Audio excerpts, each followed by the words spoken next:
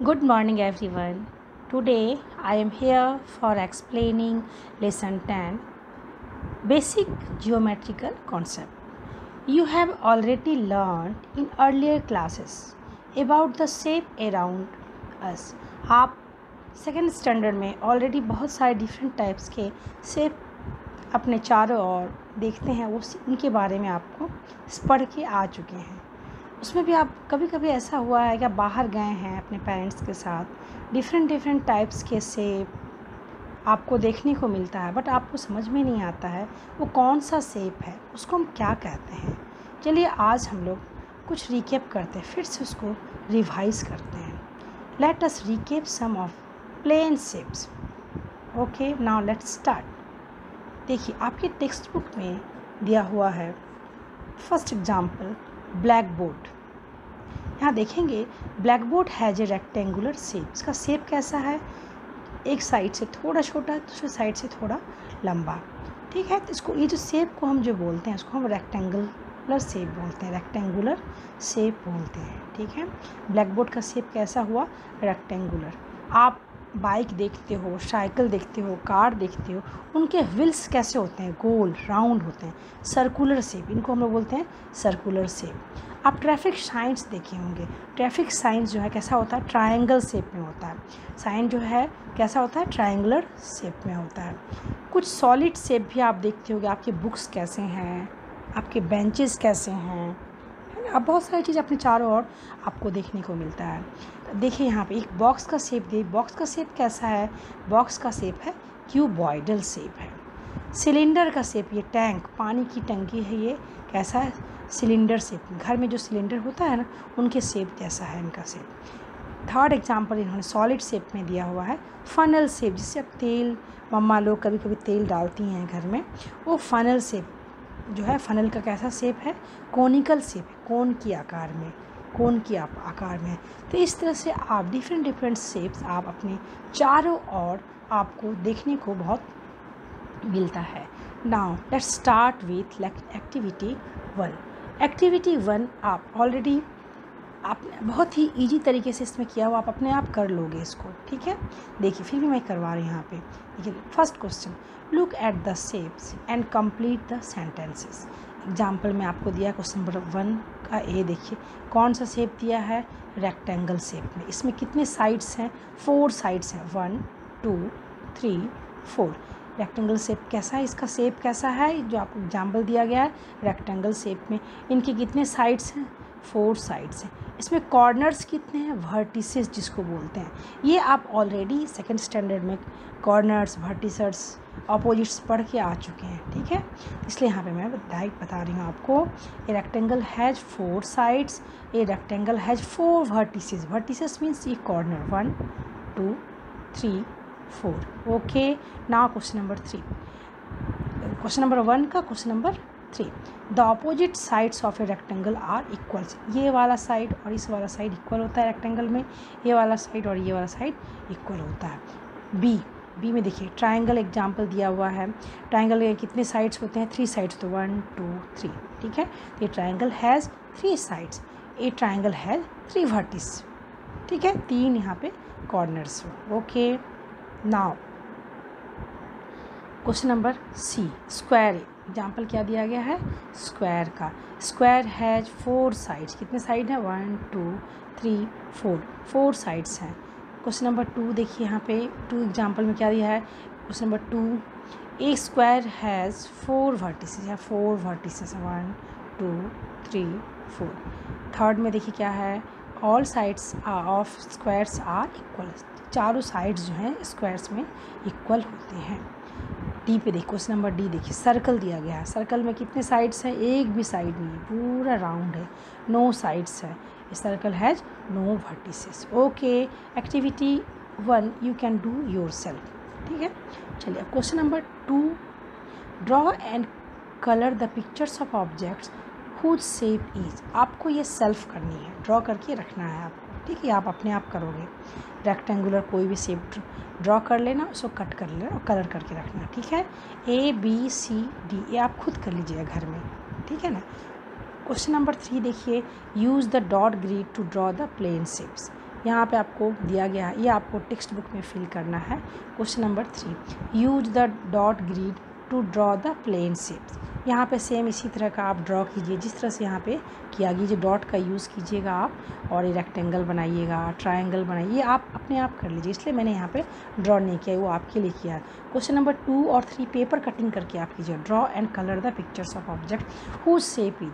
कोई भी शेप जो आपके घर में अवेलेबल हो आप उसको देख के बनाइए। Okay, now question number 4, use the square paper to draw a cube and cuboid as shown.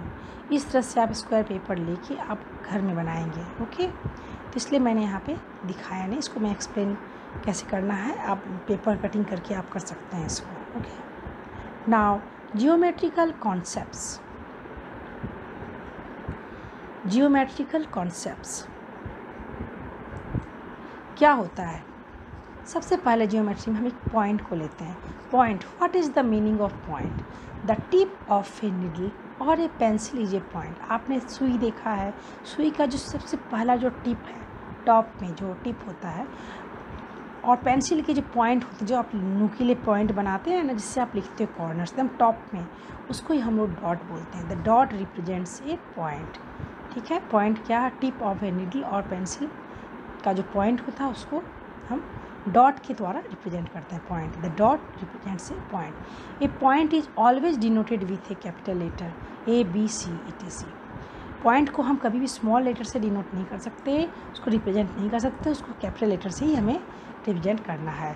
उनकी लंबाई नहीं होती, चौड़ाई नहीं होती, और उसको हम नाप नहीं सकते।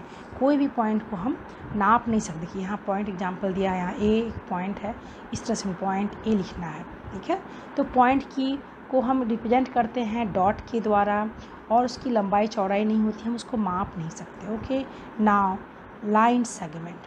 लाइन सेगमेंट क्या होता है? बहुत सारे डॉट्स मिला के एक साथ आप करोगे तो एक लाइन सेगमेंट बनता है। यहाँ एग्जांपल के लिए देखिए, यहाँ पे 2 डॉट आप ले लो, जैसे यहाँ एग्जांपल में 2 डॉट ले, ए और बी, आप दोनों को एक ज्वाइन कर दोगे तो उनके बीच की जो लंबाई बनेगी, जो लाइन बनेगी, उनको हम लाइन सेगमेंट कहेंगे। ठीक है, स्ट्रेट लाइन इज फॉर्म। जब आप डॉट ए और डॉट बी को ऐड करोगे, जोड़ोगे, तो एक स्ट्रेट लाइन बनेगी। This straight line is called a line segment. यहाँ से ए और बी के बीच में जो लाइन खींची जाएगी उसको ही हम लोग लाइन सेगमेंट बोलेंगे।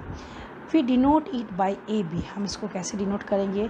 ए बी के द्वारा डिनोट करेंगे, उसके ऊपर एक लाइन खींचेंगे हम। ठीक है, तो we denote it by A B. Line segment has a starting point and a end point. Line segment जो होगा उसका एक स्टार्टिंग पॉइंट होगा और एक एंडिंग पॉइंट होगा। It has a definite length and it can be measured. और इसको एक डेफिनिट लंबाई होगी और इसको हम माप सकते हैं, इसकी चौड़ाई नहीं होगी। इट हैज़ नो वेट और थिकनेस, की चौड़ाई नहीं होगी, इसकी लंबाई जो है इसकी होगी, एक स्टार्टिंग पॉइंट होगा और इसका एंडिंग पॉइंट होगा। और कैपिटल लेटर के द्वारा हम इसको डिनोट करेंगे, और उसके ऊपर कैपिटल लेटर के ऊपर में इसकी लंबाई एक लंबा रेखा खींच देंगे। ओके, इसकी चौड़ाई नहीं होगी और इसके हम नाप सकते हैं, और इसकी एक फिक्स लंबाई होगी। Clear? Now line. Line segment और लाइन में अंतर क्या है? देखिए, line segment A B extended endlessly on both side is called a line. Line segment जो है एक फिक्स उसकी लंबाई होगी, लेकिन लाइन जो होगी वो दोनों साइड से हम इसको बढ़ा सकते हैं। दोनों उसकी एक लाइन सेगमेंट की एंड पॉइंट भी होता है और स्टार्टिंग पॉइंट भी होता है, बट लाइन की कोई भी स्टार्टिंग और एंडिंग पॉइंट नहीं होती। A line has no starting end no end point. It can be extended to may any length in both the directions. A line therefore has no definite length। इसकी कोई fix लंबाई नहीं होती है, दोनों side से हम इसको एंडिंग पॉइंट और स्टार्टिंग पॉइंट नहीं होने के कारण हम दोनों साइड से इसको बढ़ा सकते हैं। We denote a line in 2 ways. कैसे हम डिनोट कर सकते हैं, इसको कैसे रिप्रेजेंट कर सकते हैं? देखिए, यहाँ ए और बी जो है वो लाइन सेगमेंट है, बट इसके हम एरो लगा देते हैं पहले, दोनों साइड यदि एरो दिख गया समझिए ये लाइन होगा। Using capital letters we denote it as line A B और ए बी। आप दोनों तरह से इसको डिनोट कर सकते हैं। Using a small letters we denote it as a line. देखिए यहाँ पे इस तरह से आप स्मॉल लेटर भी यूज़ कर सकते हो। ये जैसे एक तरह से यहाँ पे इसने एम लिखा है, यहाँ पे यूजिंग ए सिंगल और small letter we denote it as line m. दोनों लिख सकते हैं आप, दो तरह से इसको डिनोट कर, मतलब लाइन को आप दोनों साइड से बढ़ा सकते हैं। इसकी कोई एंड पॉइंट और स्टार्टिंग पॉइंट नहीं होता। लाइन सेगमेंट के एंडिंग पॉइंट और स्टार्टिंग पॉइंट होता है, उसको हम नाप सकते हैं। क्लियर?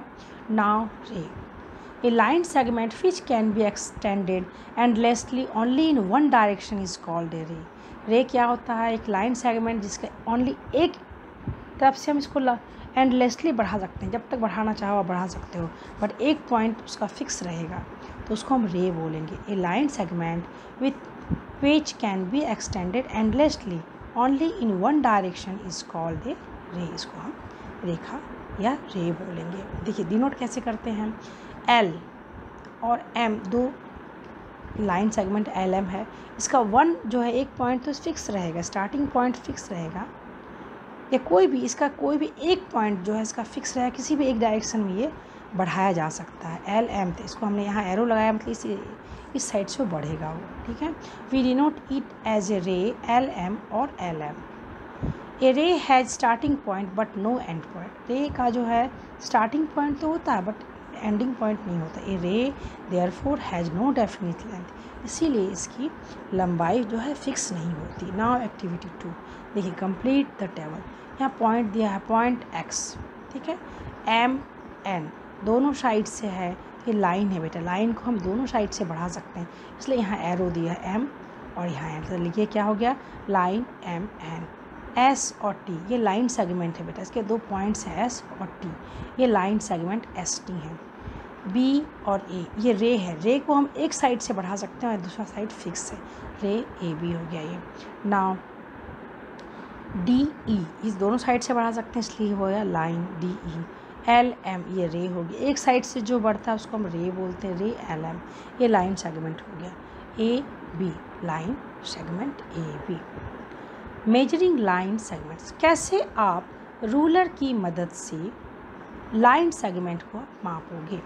सबसे पहले आपको क्या करना है, पहले आप can you identified with A ruler, ruler आपको एक स्केल लेनी है, फिर आपको जिधर मापना है उसको देखना। देखिए इधर छोटे छोटे 0, 1, 2 ये सेंटीमीटर को रिप्रेजेंट करता है ना।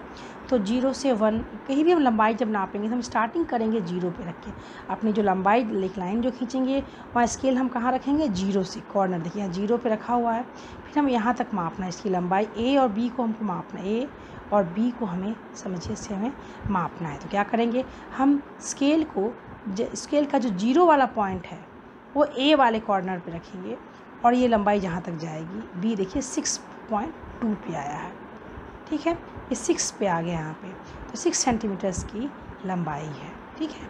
तो जब भी हम नापेंगे रूलर का यूज़ करेंगे, स्केल का यूज़ करेंगे, तो 0 जो है वो पॉइंट ए पे रहेगा, 0 से स्टार्ट करना कि हम यहाँ, क्योंकि 0 से 1 10 डिवाइड किया गया, 10 भाग में डिवाइड किया mm है, ये सेंटीमीटर, 1 0 to 1 1 सेंटीमीटर, तो 1 2 3 4 5 6, ये इसकी लंबाई कितनी, ए बी लाइन सेगमेंट है, उसकी लंबाई 6 सेंटीमीटर है।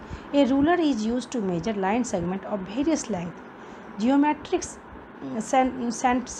Centimetres and inches are marked along the 2 edges of the ruler, दोनों कॉर्नर में सेंटीमीटर और जो है इंचेस जो है इस पर लिखे हुए होते हैं। 0 mark is the starting point, ठीक है, यहाँ लिखा हुआ, जहाँ 0 से हम स्टार्ट करते हैं वो होता है starting point.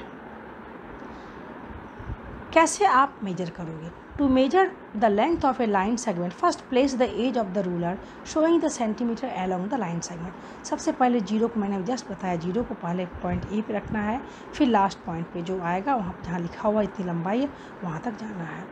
Drawing line segment, कैसे आप ड्रॉ करोगे, to draw a line segment of length 4 centimetre, तो क्या करोगे, पहले आप कैसे करोगे, स्केल को पेपर पे रखेंगे आप पहले, ठीक है, फिर वहाँ रख के 0 की प्लेस पे ए पॉइंट बनाएंगे और 4 की प्लेस पे जहाँ 4 आएगा वहाँ पे आपका सेंटीमीटर पे, वहाँ पे बी पॉइंट लाएंगे, फिर दोनों को हम जोड़ देंगे।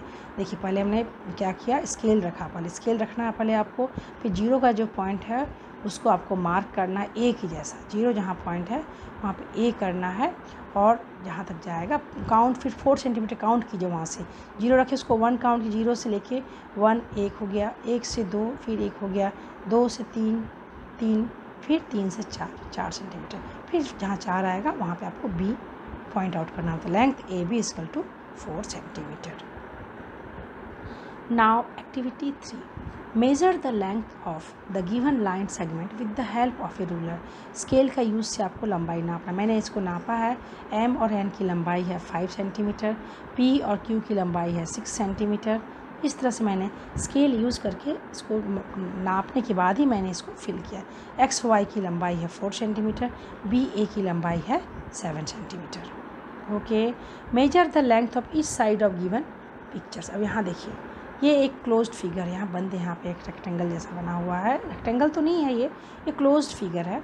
यहाँ ये इसकी ए बी की लंबाई नाप, ए और बी की लंबाई है 5 सेंटीमीटर, बी और सी की लंबाई है 4 सेंटीमीटर, सी और डी की लंबाई है 7 सेंटीमीटर, डी और ए की लंबाई है 6 सेंटीमीटर। ये मैंने स्केल से मापने के बाद ही इसमें फिल किया है। आपको भी इसी तरह करना है।